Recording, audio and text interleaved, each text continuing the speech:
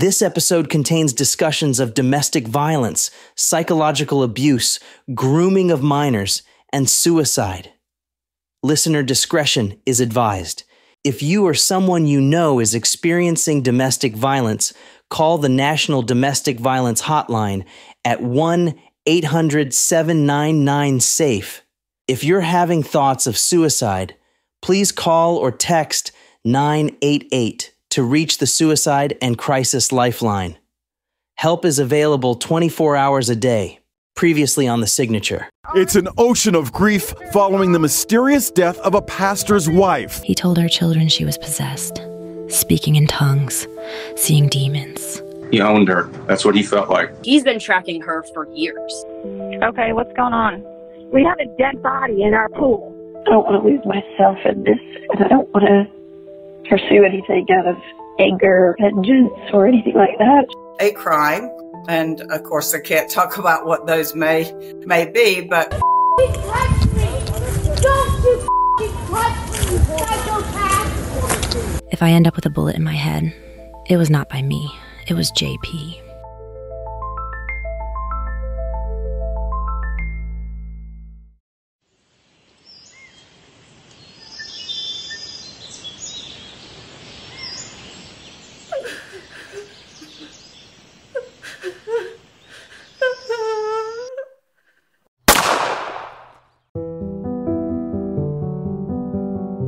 "9 minutes.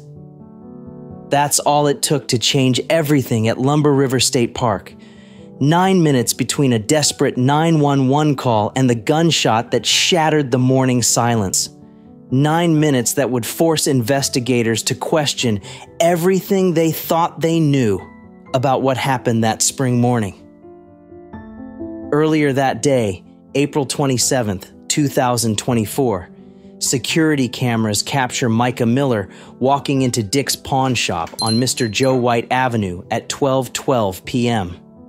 For 22 minutes, she stands at the counter, purchasing a Sig Sauer handgun and ammunition.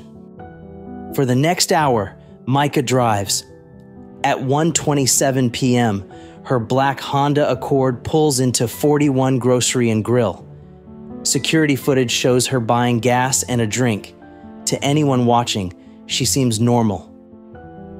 2 days earlier, she had served divorce papers to her husband. It was her second attempt to leave. This time was different. This time she had evidence. 3 separate police reports about slashed tires, documentation about GPS trackers found on her car, a March 11th restraining order detailing years of alleged abuse. But yes, I mean, I just wished I could have went in there and checked on her. Fisherman Johnnie Jacobs, in an interview with WBTW News 13. Put in there with my little boat. And maybe 5 minutes after getting into the slough, I heard a cry, a faint cry, and the crying stopped. When Jacobs heard the crying that morning, he thought nothing of it. But what he would discover: multiple shell casings scattered near the water's edge, a live round unfired, and a gun found 100 feet away in stagnant water, would reveal a story that didn't match the official ruling.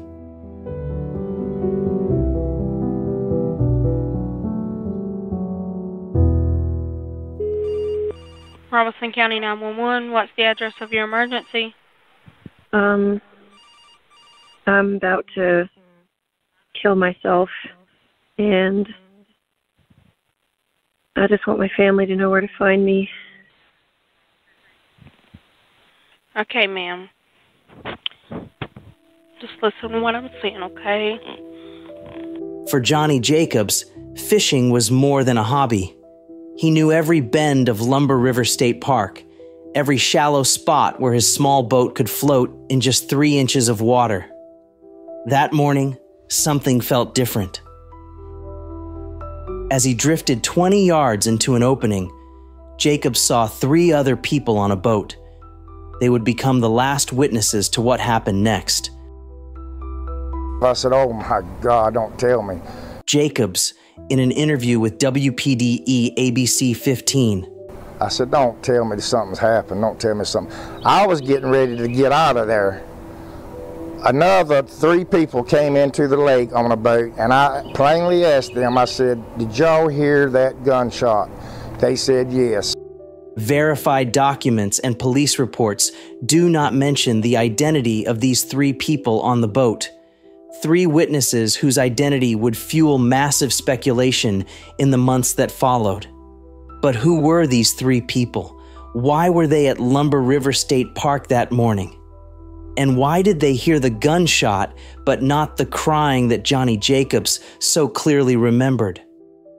While investigators rushed to rule Mica's death a suicide, it was the more keen observers who began asking questions like these and noticing discrepancies in the physical evidence. The handgun was found 100 feet away from Mica's body in completely stagnant water. Though officials initially claimed the gun would have floated in the river, video evidence showed something impossible. It is as if she was placed there. This is Mica's father, Mica Francis, in an interview with News Nation. So the bank where the bird boxes and stuff are is where the shell casings and such were found. And the gun was found forward of that, right in the water. And then her body was about 40 meters away. And the water doesn't flow at all. There's no way she would have floated 40 meters away from the edge. The evidence painted an impossible picture. A Sig Sauer handgun found 100 feet away from Mica's body in completely stagnant water. To even reach where she was found, investigators had to navigate 2 separate trails, wade through knee-deep water, and climb through mud and fallen debris. The theory of suicide does not add up to me. Sister of Mica Miller, Sierra Francis, in an interview with News Nation. And her belongings were all the way up here. We had to walk down a trail, a separate trail, climb through all this mud and trees and fallen debris to even get to where her body was, down the water. It's not like she could have, left her belongings and walked down the water and then committed suicide down here, and then somehow the bullets and everything stayed over there. Yet within 2 weeks, investigators would rule her death a suicide, pointing to what seemed like irrefutable evidence. The 911 call, where Mica told the dispatcher she wanted her family to find her body. But even that piece of evidence would raise disturbing questions.